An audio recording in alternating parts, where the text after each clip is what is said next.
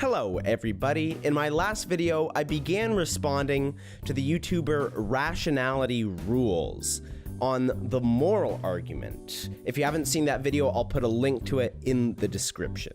In this video, I'm going to pick up right where I left off responding to RationalityRules, but before I do that, I would just say that if you like the video, click the like button. And if you really like the video, you can subscribe to keep up with my newest videos. So, with that said, let's get into the video. A second flaw that Craig's moral argument commits, and one that is subtle but completely devastating, is an equivocation fallacy. To put it as bluntly as possible, during his first premise, Craig and his argument uses a definition of the term objective moral values that is, for all intent and purposes, the definition of absolute moral values. That is, moral values, principles and duties that are universally valid and true unconditionally and under all circumstances. But during his second premise, he uses a definition of the term objective moral values that is, moral values, principles and duties that exist independent of human opinion, but may vary according to context and circumstance. Hence, Craig's moral argument is incoherent and therefore invalid. Remember in my overview of the moral argument, where I clarified exactly what I meant by objective morality? I know people often criticize proponents of the moral argument for being ambiguous on what they mean by the word objective, so I thought I'd just clear that up right away. This is why. The phrase objective morality has nothing to do with whether morality is absolute or unconditional. You almost had it right with the second definition, but that last part still has nothing to do with the definition of objective morality in the argument. This is the way objective morality is defined in the argument, all the way through both premises. Hence, Craig's moral argument is incoherent and therefore invalid. Either this, or Craig and his argument are exclusively using the first definition or the second definition of objective moral values for both of his premises.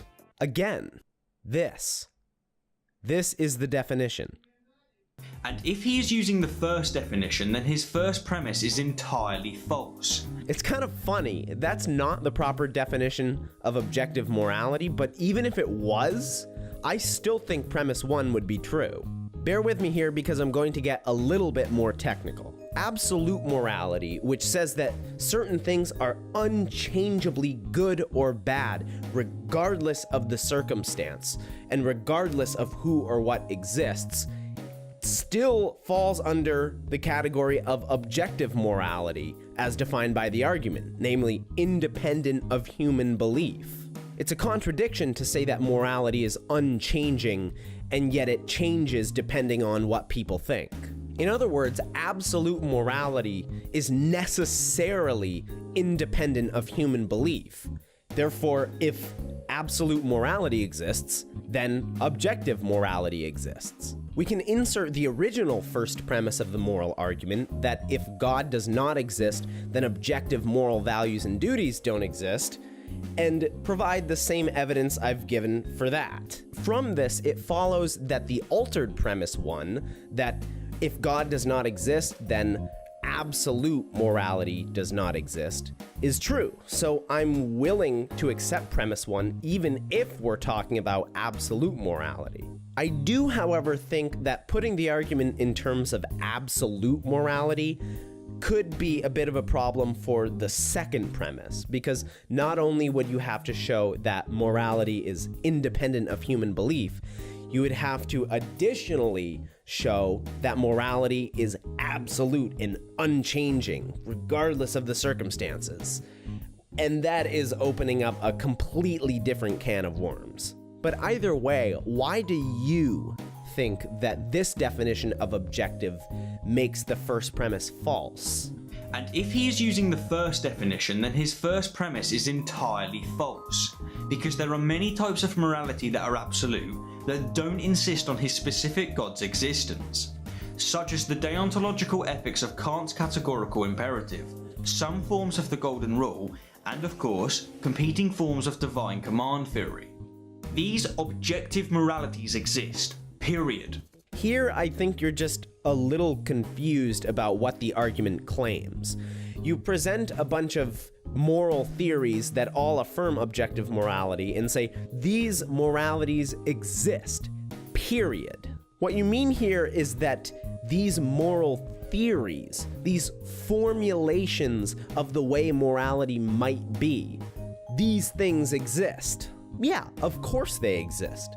It's no part of the moral argument to claim that if God does not exist, then moral theories which affirm objective morality do not exist. The first premise argues that if God does not exist, then objective morality does not exist, because if God doesn't exist, there doesn't seem to be any kind of proper basis on which we can affirm objective morality. Now, granted, as it has been brought up in my comments section, there are certain people who adopt what's called atheistic moral realism, which is to say that on the one hand, morality is objective.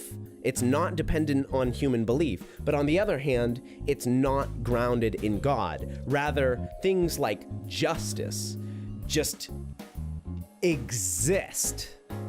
They just exist, whatever that means, for justice to just exist. And they superimpose themselves, like justice and other moral traits and whatnot, superimpose themselves onto certain actions and whatnot, such that those actions just are morally good or morally bad.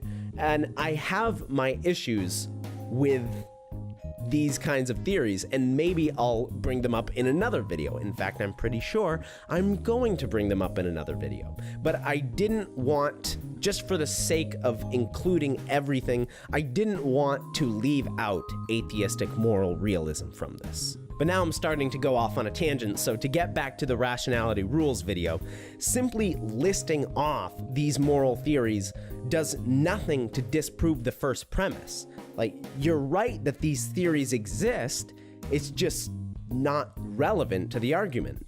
These objective moralities exist, period. The question is whether or not their foundations are substantiated, as is this the question for Craig's specific divine command theory. Wait, so you do get the argument. It's about the foundation for morality.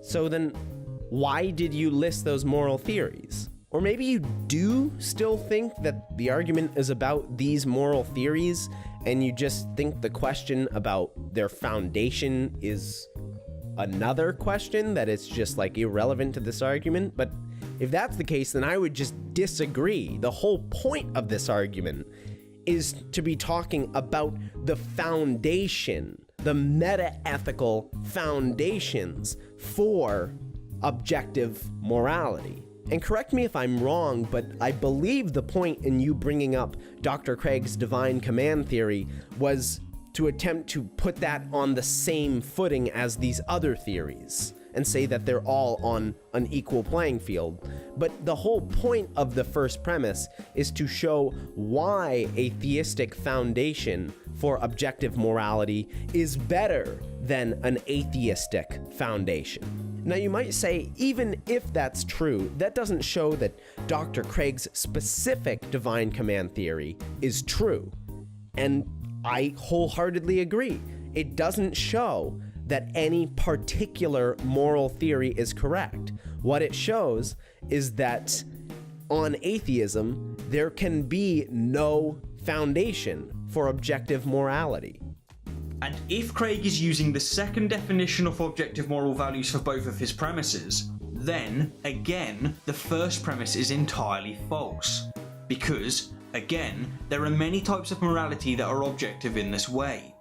That is, they have an objective reference point, a reference point that exists independent of human opinion. Everything I just said can be applied to this as well. Just listing off theories does nothing to refute the argument.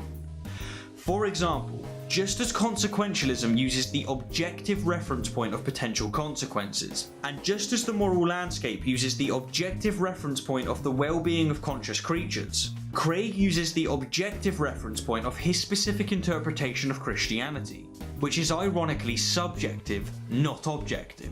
I know what you're trying to get at by claiming that Dr. Craig's divine command theory is subjective morality and not objective, but I think you're just mistaken here. Consequentialism uses potential consequences as its objective standard. The moral landscape uses well-being as its objective standard. But Dr. Craig's divine command theory does not use Dr. Craig's specific interpretation of Christianity as its objective standard. Dr. Craig's ethic of divine command theory uses God's nature as the objective standard.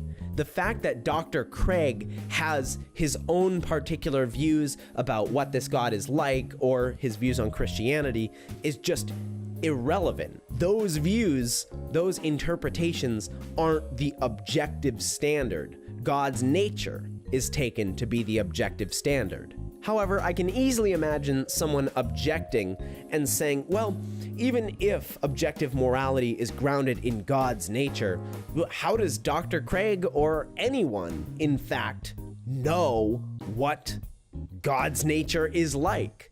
And now, that's an interesting question, but you have to admit that that is a different question. That's not what the argument is dealing with. The moral argument has absolutely nothing to do with moral epistemology, that is, how we come to know what is right or wrong. Rather, the argument deals with moral ontology, what the foundation in reality for morality is. To show more in depth how this point is irrelevant, we could just as easily say that the moral landscape takes Sam Harris's interpretation of the well-being of conscious creatures as its subjective standard. The fact that a particular person has their own interpretation of the foundation for morality, that doesn't mean that the foundation for morality just is their interpretation. The foundation is not the same thing as the interpretation. The foundation is the thing the interpretation is about. It isn't until writing this as part of my script that I realize how potentially confusing this might be, so let me just boil it down into one sentence. The foundation of morality is different than someone's interpretation of the foundation for morality. There is even more to this Rationality Rules video, but I'm going to have to end this video here, as what he says next opens up an entirely new can of worms. So I'll finish it in my next video. Thank you very much for watching. If you liked the video, be sure to share it with your friends or family or someone you know. And if you really liked it, you can subscribe to keep up with my newest videos. If you feel like leaving a comment, then without a doubt do so. Whether it's compliments or criticism, either way, I like getting it. So stay tuned for part 3 of my response, and I'll see you then.